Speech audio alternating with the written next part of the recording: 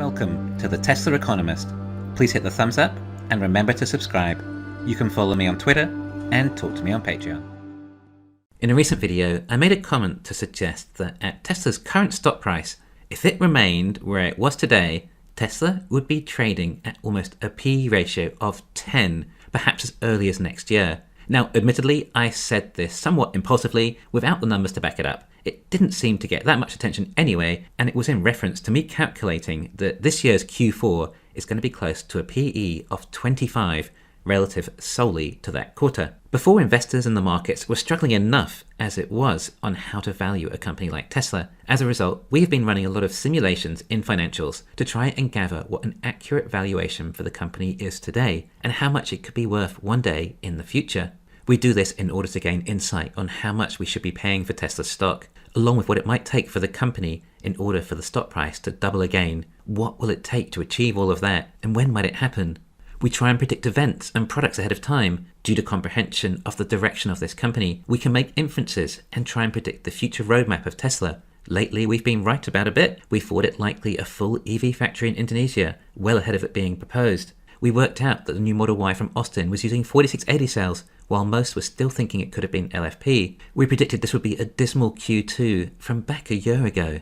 And we've made other such bold predictions too that will eventually be confirmed, such as a dedicated robotaxi being a high occupancy vehicle. We're a great community. I get to present theories and ideas and have thousands of intelligent, credible people in their fields with a vested interest, all giving me their feedback too, thus evolving our knowledge and improving the accuracy of our crystal ball. Anyway, I was actually dwelling slightly on this P/E ratio of 10, and it got me curious. What would actually need to be achieved for Tesla to reach a P/E ratio of 10 at today's stock price? As in, how many vehicle deliveries, and when do we anticipate Tesla to reach this level? Okay, well, this is not particularly difficult then. We take the current market cap of $673 billion. If we wanted a P/E ratio of 10, then we need to estimate what it will take for Tesla to reach $67.3 billion in earnings. And then we can estimate when Tesla might have achieved this. To achieve this, we're going to reverse engineer our financial model. What we'll do to help us get numbers we can easily compare is we'll break this down into one quarter. So if Tesla needs to generate $67 billion in annual earnings, then it would be $16.8 billion for just a quarter. My hypothesis here is that we'll get to peak economies of scale at around this stage, implying that although we need to reach $17 billion in earnings, which is a huge amount, so huge that compared to last Q1 at $3.3 billion, it's about 5 times as much profit. My point is that as Tesla delivered around 300,000 vehicles in Q1, I don't think it's going to take close to producing 5 times as many vehicles to make 5 times as much profit. So another way to look at this model is also to see how many more vehicles Tesla need to be producing in order to increase earnings a further 5 times. On top of that, we have had price rises in excess of 30% on some models. That's relative to the price of the car too, not the cost to build. In other words, it is more than overcompensating for inflation and going to add to profits. And my theory is that when these additional profits kick in, that they will not be linear to the production numbers. To give you an illustration of how clueless the markets are about economies of scale, Morgan Stanley has kindly put together a graph. It shows 2 lines pretty much in parallel. One line being number of units sold, and the other being earnings per share. According to Adam Jonas, if sales increase 50%, then so do earnings. Forget any economies of scale, new technologies like FSD, or new industries like energy. How basic can you get? The level of research that has gone into this is scary. Never ever go off reports like this when investing. Always do your own research. These analysts are not special prophetic geniuses. I listen to what they say. If they say something I didn't know about, then I go and research it as first-hand as possible, as they're often incorrect. In my opinion, the most credible Tesla analysts are the ones on YouTube and Twitter. There are plenty of really smart retail investors who study Tesla full-time and with their money where their mouth is. However, analysts are more influential on the stock price. Anyway, back to this graph. It also estimates that about 10 million vehicles will be sold by 2030, which is just guessing. Anyway, I'm pretty sure what we will discover in this video will totally debunk Adam Jonas's little chart. I expect to have inarguable numbers to show how wrong he is. This wasn't meant to be a video about debunking him, it was just relevant as to get the actual perspective the market has on Tesla and how wrong they are. Okay, I've made a lot of claims now, I better hope I'm right. So let's do the numbers, starting with the end. Earnings of nearly $17 billion. Wow, in one quarter. That's pretty amazing. After tax, or before tax, I guess we should say, that would be over $19 billion in operating income. I've raised OPEX a reasonable amount. I'm not entirely sure it's necessary. The majority of the R&D expenses are going to be in FSD, which we are not going to price into this model anyway. Either way, I think it's a fairly close OPEX for whatever the quantity of cars will be. When we add OPEX, we're looking at a gross profit of $22 billion.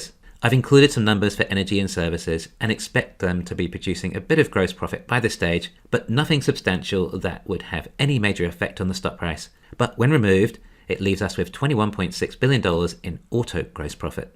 Now, I think people could argue for this to be higher, but I'm going to place 36% on auto gross margin. I think this will reflect Tesla's new price rises and cost savings. In fact, I'm hoping this might even be closer to 40% really, especially with FSD. 36% gives us a crazy $60 billion in revenue. Alright then, we have to try and work out how many vehicles Tesla are selling from each factory and each model to produce $60 billion in revenue, including FSD and regulatory credits too.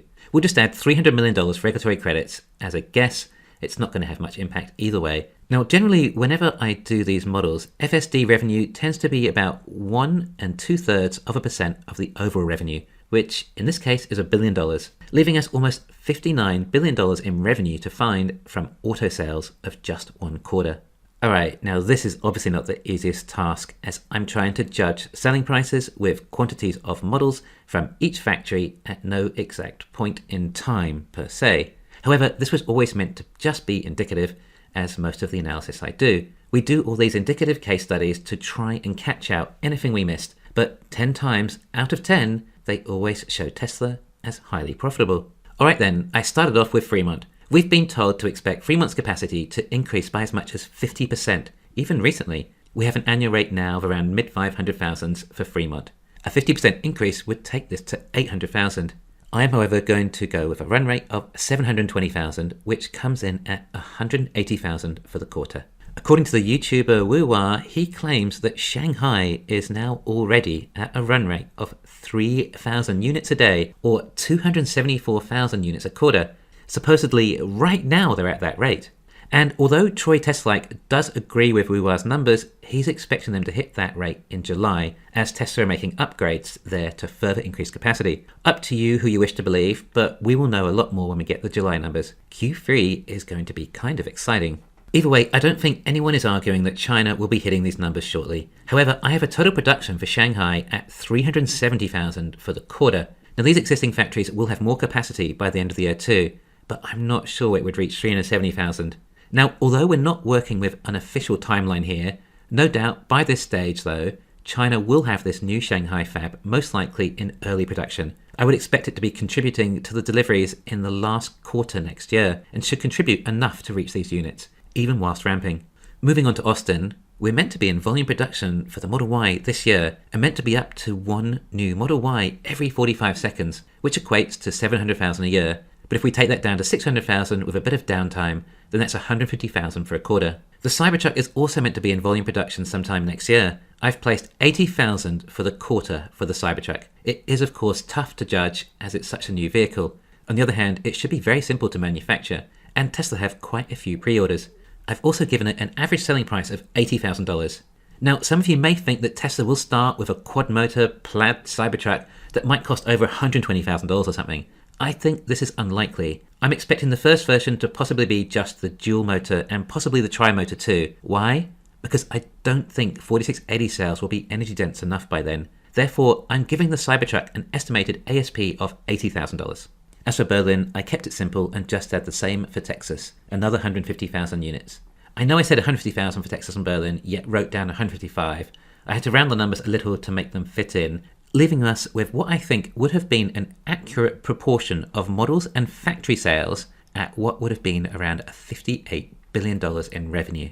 Anyway, the total deliveries come to 940,000 for the quarter, when Tesla reached auto deliveries of around 940,000, and if the Tesla stock price was the same as it was today, that would mean Tesla trades at a PE ratio of around 10 to its current value if FSD is as good as it is today, and none of the other businesses really do much more than they do today either. This is an average selling price of $61,000, which may seem high, but remember, there is more value in a Tesla. You're basically prepaying for all your fuel, servicing, and engine repairs. This also factors in the new pricing, which for all we know may very well be even higher again by this time, because Teslas are so popular and people are starting to realize that this is a car that you can justify spending a lot more on and make sacrifices elsewhere. I've not included the Semi or Roadster in here. I don't believe they are necessary for this model, nor likely to be in production until the 4680 cell's chemistry improves. Alright, so now we have 940,000 deliveries in this magic quarter. That is an increase of 3 times as many deliveries from Q1, yet we saw over 5 times in profits. Do you see what I mean? Does Wall Street really not understand this? Can they not do models as basic as this? We even left out FSD and the other sides of the business. Oh, and anything else new that might come out. If Tesla increased their production by 3 times, then it increases their profits by 5 times. We haven't seen these jumps before because Tesla have been making losses for so long. It's not something you can relay back. I know this is a kind of funny scenario to be playing, but I think this is fitting in a lot with Q4 2023 or possibly around Q1 2024. In other words, by around the end of 2023 or start of 2024, I would expect Tesla to be at an annual run rate of close to 4 million vehicles. Now, if this is the equivalent of a PE ratio of 10 for this quarter at today's stock price, then what should be a suitable PE ratio for Tesla then? Remember, we would also assume that we are past wars, inflation, and recessions, hopefully around this time too. Alright, it's probably harder to guess the PE ratio than the actual earnings, but somewhere between 30 and 50 I think is likely, assuming no major breakthroughs in FSD or robotaxis. Well, in case you hadn't worked it out, that would be a stock price of 3 to 5 times what it is trading today, or somewhere between $2,000 and $3,000.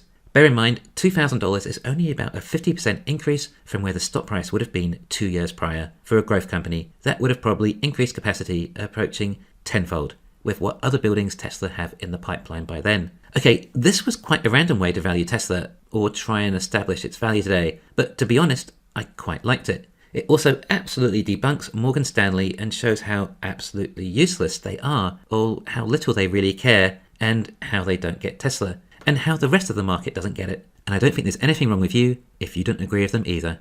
Thanks for listening. Please hit the thumbs up and subscribe. You can follow me on Twitter and talk to me on Patreon.